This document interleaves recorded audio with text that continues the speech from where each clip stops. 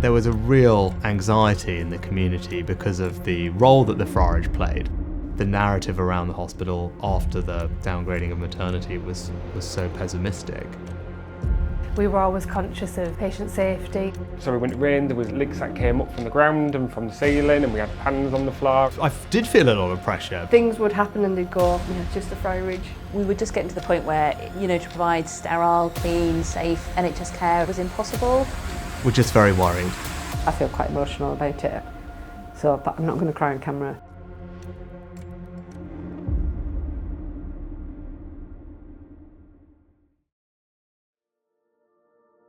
Over the past 20 years, there's been questions about the future of the Friarage Hospital just because of the age of it. The turbulent times that we had in 2018, 2019, because we were running into real difficulties with some of our workforce, particularly our anaesthetic workforce, which meant that we could no longer safely maintain our intensive care unit. I'd just come in as a new MP following William Hay. Friarage was top of mind because the maternity unit had just been downgraded and paediatrics to follow, and there was a very strong sense everywhere I went that the hospital was going to be closed. The theatres would shut, our orthopaedic surgical ward would shut, and our post-operative day unit would shut.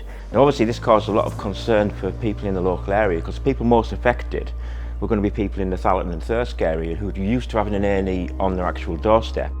Very memorably, you talk to people in the Dales. They'd have stories of things that had happened to them and having to jump in a car and hot-foot it over to the Friarage, knowing that, gosh, if it had been any further away, it would have been really serious for them and their family. As if that's not there, I've got an even longer drive to get to Middlesbrough. We were under a huge amount of scrutiny. The biggest meeting that we had was chaired by Rishi. It was a daunting experience because we walked into a very, very hostile room. About an hour into the meeting, somebody in the audience fired a question at Rishi, saying, well, what are you and the government doing to help? And Rishi turned to Adrian and said, well, what could we do to help? And Adrian said, there's a couple of things can help, and Rishi, you can help us.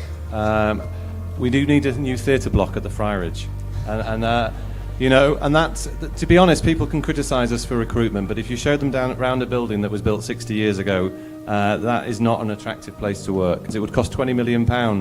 If we had a new theatre block at the Friarage, that would make the surgeons want to come, the anaesthetists want to come, and many other people, and that would be a massive boost to our recruitment. So then it was real. And so then I was like, okay, right, here we go. This is what we'll need to do then. Healthcare's always been a huge part of my life. My dad was a local GP, my mum ran the local pharmacy. So that world of their patients needing help when something was wrong with their health was our life. So over the past several years, we managed to change the narrative bit by bit, and it was a lot of hard work, and it was a lot of chivying people and convincing them, but bit by bit we were getting more things happening at the Friarage, and people could see actually stuff was happening. You're kind of almost taking any opportunity you can with the people in power to push your case. So whether you happen to walk past the health secretary in Parliament, you're going to say, oh, I haven't forgotten about my hospital, have you? You do things in Parliament and you ask questions, you participate in debates, write to ministers, all those kinds of things. But one thing I did do, I invited the head of the NHS, Simon Stevens at the time, to come up to the Friarage. Actually, him being there physically and seeing for himself was really helpful. And when I had a chat with him afterwards, I felt we'd had a breakthrough.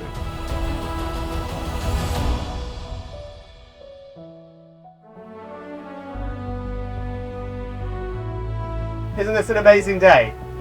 It's incredible. I remember when I first became your MP 10 years ago, everyone told me, well, this place is going to close.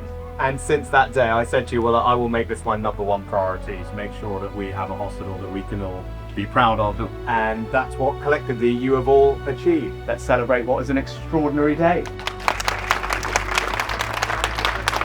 this year we've opened these phenomenal new theatres. In my head, there's absolutely no way that we would have got these phenomenal facilities without Rishi's help. So I'd like to thank him for that.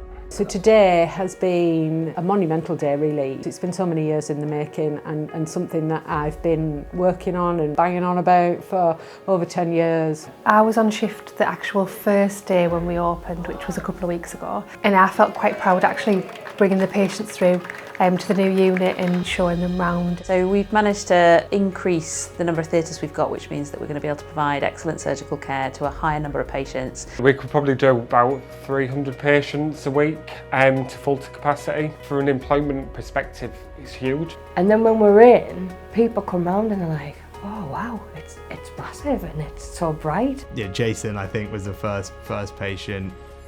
There was another patient there with their daughter, and they were loving it. Without people like James Dunbar, I think the Friarage would have closed.